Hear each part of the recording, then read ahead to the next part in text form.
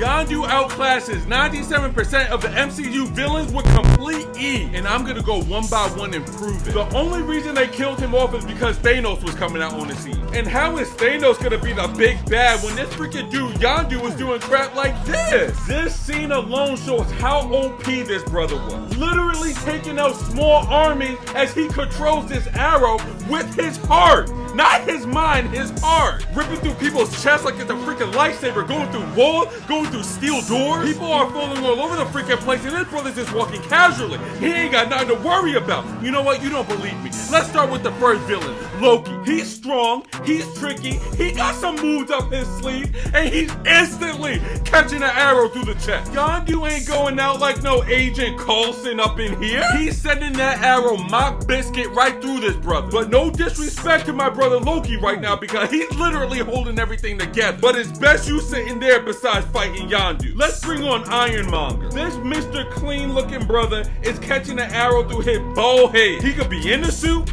he could be out the suit, it don't matter. He's Swiss cheese in a matter of seconds. What about this brother Whiplash, the worst villain in history who will get destroyed in 0.3 seconds? First of all, why is Whiplash even dangerous? You can literally kill this brother with a slingshot. This guy's going around swirling his arms freaking with no helmet, nothing protecting his vital organs. At least Iron Man covers himself. Even Red Hood got a freaking bulletproof, night-proof helmet. Come on, brother. Then we get to this brother Red Skull, and trust me, there'll be a whole lot of red if Yondu wants there to be. Yondu takes this fight however he wants. And the floating Red Hood thing, I don't know. He's doing some cloak and dagger type stuff. Just leave him over there. The next one is a hard one. Let's talk about the Abomination. Anytime you talk about this brother or the Hulk, it's always going to be a problem. They're always going to be an issue for whoever they're going to get. Well, almost. In the fight between them, we did see that they can be pierced. So I wholeheartedly believe that the arrow can go through his skin. And at the speeds that he controls it, and at the accuracy that he controls it,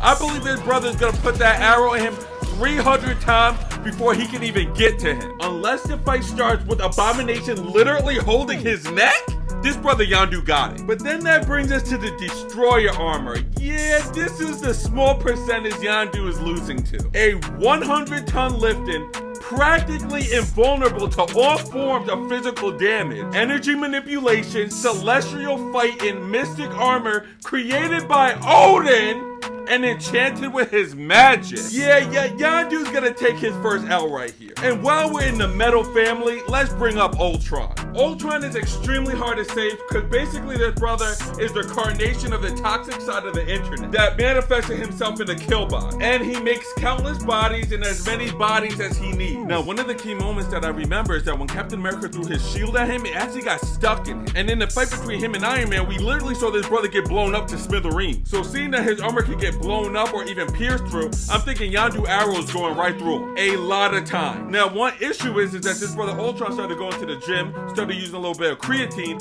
and then this brother got vibranium body. So I would say Yondu 9 times out of 10 outside of the vibranium body. Next we have Zemo. Hey, but the brother can dance though. I get him that. He ain't beating Yondu, but he can dance. This brings me to the Dark Elf guy. I'm gonna be honest, I don't really remember him because I hated the movie so much. Loki was literally the only saving grace in that entire freaking movie. I think Jane ended up eating like the reality stone in cereal or something. I don't really care. Some people might call me biased, but I'm a realist. Yondu beats him. And if you don't believe me, torture yourself by watching the movie and prove me wrong. Next up, we got Yellow Jacket. This is actually really hard. Yellow Jacket has a power set. It's kind of like that Wolverine and Spider-Man, that combination of powers that just makes him a nuisance. We've seen it in the What If series when this brother with prep time basically took out the entire Avengers without anyone knowing. But we also seen him and Ant-Man get tagged before. I mean, this brother got hit with a freaking ping pong paddle. Yondu will most likely be able to track him and hit him. We've seen freaking Anthony get hit by a bullet. R.I.P. Anthony. We've seen Black Widow be able to deal with Ant-Man at that size. Yondu will make it work. Next up is Ronan. We're not talking Power Stone tweaking Ronan. Ronan with the power power gem was cracked out. He was getting hit with missiles, he was getting hit with planes, and he was just dusting it off like, yo, this is easy work. But I recall when he was fighting Drax, I noticed that he was dodging his knife attack. And then he proceeded to hand Drax the 1-2 and a dry biscuit special with no grade. Now, if he was just able to tank it, he probably would have just did the Superman and stood there. Going off how he had a dodgy knife attack, I do believe that Yondu arrow will be able to go through him. I believe that Yondu can whistle and control the arrow faster than Ronan can pick up that freaking hammer. Meaning that this brother Ronan is gonna be looking like SpongeBob in like 0.5 seconds. And on to the Winter Soldier. This brother was introduced in the best solo MCU film to date. But if he ran into this brother Yondu, he will go to Hydra and be like, I need a one-way ticket on Spirit Airlines, bring me to Guantanamo Bay, get me away from this brother, because I want no parts of him. I didn't sign up for this crap. And that's how that will end. Then we have Aldrich Killian, I believe that's how you say it. He's another weird one because of the whole heat body, melting through steel, he has strength. But there was one thing that I looked at, I was like, did he get his arm chopped off? Like, this brother was doing mad work, and then he got his arm sliced for that moment, and he was out of commission for a little bit. Meaning, the very forgettable villain will be Swiss cheese in a matter of 0.7 seconds. He ain't beating no freaking Yondu. Then we got Kaecilius. I think I pronounced his name right. Kaecilius? Look. I understand that this brother could throw you in the movie Inception by turning the room upside down or right side up or whatever the heck you want to say. But I just can't get over that he really has some trouble with a rookie Doctor Strange. Like, Doctor Strange was legit blocking this guy attacks. He wasn't going easy on him. We could clearly see that all these dudes are not invulnerable. Like, dudes could get shanked out here. So I believe that Yondu would take all these dudes out before they were able to throw up some of their gang signs. But now for the elephant in the room. The big purple quoting machine himself. The one that took on Iron Man, Captain America, and Thor at the same time. With all that said, you guys do know that Yondu can solo him, right? Now, whether you want to say that it was the Reality Stone Thanos and not the real Thanos, Thanos got stabbed. And even though it was the fake one, Gamora didn't seem surprised by it, meaning that he's definitely stabbable. When she found out it was a fake, we have to pay attention here, he actually stopped her from trying to stab him again. If he can't be stabbed, why even stop her? Iron Man hit him with a blunt force and cut his face. Thor chopped off his head, which makes me know that that freaking arrow is going right through him. Take that glove off of Thanos and he's catching a 1-2 and a dry biscuit special, baby. By a mock biscuit arrow. Yondu will probably put a little fire on that one too for that brother. And if anyone has any objections to this, please meet me in the comment section. I promise I'll get back to you because I'm fully convinced that Thanos cannot beat him. Now for the next villain, Ego. Yeah, actually no, let's not actually. Matter of fact, even though he lost right here, you can't tell me that this brother wasn't holding it down. Do you see his defense right now? That's a freaking god, people. That's what I'm trying to say. You guys gotta remember this. No regular person is gonna be able to come up to this brother and do something. Look at his defense. So when you think about this sister Ghost right here, she'll be catching the arrow right through her chest. Her phasing ability makes things a little bit challenging, but I just think she's too inexperienced for Yondu. Or this guy from the Miss Marvel movie. Who cares about this guy? He's freaking dead in 2 seconds. Or let's bring up Killmonger. Now this brother will have a lot more scars on his body if he trying to mess with Yondu. Killmonger will get an arrow to the knee and then thrown over that freaking waterfall. But I know people are gonna bring up, well, what about when he's in his suit? That's a problem. I don't think that arrow can go through vibranium, but the suit does have a kinetic limit. It can't just absorb infinitely. So the question is can Yondu create enough kinetic energy to override its function and ultimately get him? At a distance, yes. Up close, I don't think so. I'll say a 7 out of 10 Yondu for this one. Then we get to Hela. Yeah, this is not happening. Hela is not losing. This woman is a whole freaking problem. Like, I understand it's magic, but her blade just popping out of freaking thin air is out of this freaking mind. She destroyed all the Valkyries. She destroyed the entire Asgardian army. And it took Surtur to grow to the size of a freaking skyscraper and stab her with a sword the size of the Empire freaking State Building just to take her down. But the biggest issue here is that she's stab-proof. She got stabbed and she just shrugs it off. So yeah, Yondu's not winning this. Then let's bring up the Vulture. Yeah, I know, that's a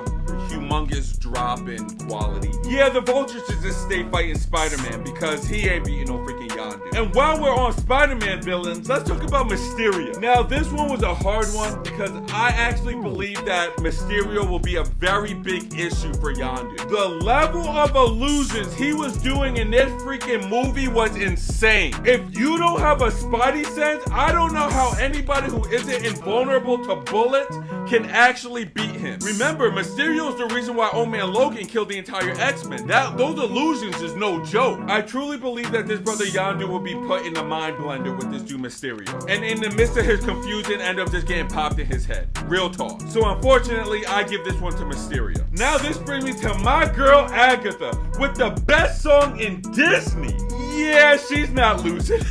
She's not losing. Magic will always be a hack, no matter what. For non-magic users, going against somebody who does magic is just a hack. I mean, look how the Ancient One freaking treated the Hulk. Honestly, she would probably just grab him with her magic and just mind wipe him or throw him in an illusion. I do think that he can take her out on a date, but he sure ain't beating her. Magic is always a cheat code. I give this one to Agatha. Now, what about this brother Namor? You know, he was the villain in the movie.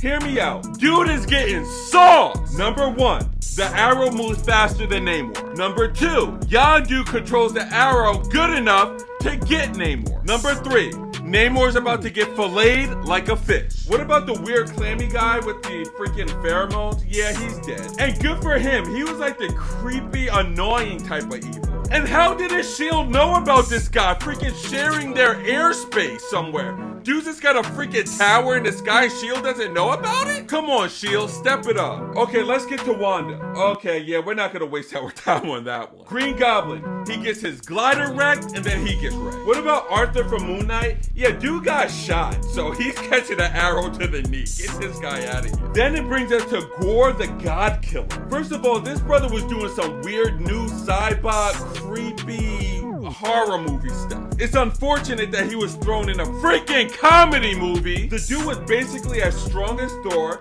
He had some weird dark Leviathan creature helping him out. But was he stab-proof? But this dude Yondu was defending himself against a god. I mean, I don't know actually. I will have to lean more on Gorr the God Killer, but the arrow's a freaking problem if you're not invulnerable. Can someone let me know in the comments if this brother was invulnerable to piercing damage like Kratos and Wonder Woman? Because we all know just because you're really strong, that doesn't mean you can't get pierced. Right, Spider-Man? What about the High Evolutionary? He got clawed up, he's dead. He has one of his little temper tantrums in front of Yondu. He's catching an arrow in the throat. What about Kang the Conqueror? What a freaking waste! I'm sorry, I'm still not over the whole thing. Kang got some OD tech going on, some futuristic stuff. I'm pretty sure he can handle Yondu's arrow. He has something for it. I mean, his force field stopped ants for a little bit. Why do they have him kind of lose to Ant-Man? That kind of never mind. I'm leaving. I'll give this one to Kang the Conqueror because he was doing crap like this. And now let's go to his variant, the one who remains. He's literally at the end of time, and you can't hit him if he doesn't want to be hit because he already knows everything. There's nothing that Yondu can do. This one goes to the man that's kicked out the MCU. Then we got the Infinity Ultron in the What If series. Dude punched a freaking Watcher in the face, and he heard narration. His dry biscuits that he was serving was changing freaking universes. So yeah, clearly Infinity freaking Ultron will win. But for a better fight, the Mandarin. Now this scene in this movie got me nervous because I'm like, if this dude is able to block all those arrows, will he be able to block Yondu arrows like this? But Yondu ain't shooting no regular arrow. This droid's going through freaking steel walls, people. It's literally like a freaking lightsaber. I do believe that Yondu can handle him from a distance, but if the Mandarin is within close and medium range, I don't think Yondu can do it. The Mandarin has such a wide range of attacking abilities. He freaking put all the rings on one hand to be able to punch a wall. He could basically super jump and fly. Amazing offense, amazing defense. He's trained in the martial art, but dodging punches and dodging this is a very big difference. This arrow is moving faster than somebody can think. You know, re-looking at these clips, I actually believe that Yondu could take him out too. But man, that's a freaking hard one. What do you guys think? The Grandmaster, he's dead. The Hydra guy, oh, spoiler alert if you didn't know he was Hydra, if you didn't see the movie 20 years ago. Crossbones, laughable, he's dead. Goldie, she's dead. The OG Mandarin, we're gonna leave him alone. He's just living his best life, people. Now, those were the main villains that we really have seen. Of course, there was some little ones along the way, or some really big ones like Dormammu. I mean, obviously, what the freak is Yondu gonna do against that freaking guy? But let me know, do you agree that Yondu could take out 97% of the MCU villains that have been introduced to us, or did I get a lot wrong? Peace out, fams.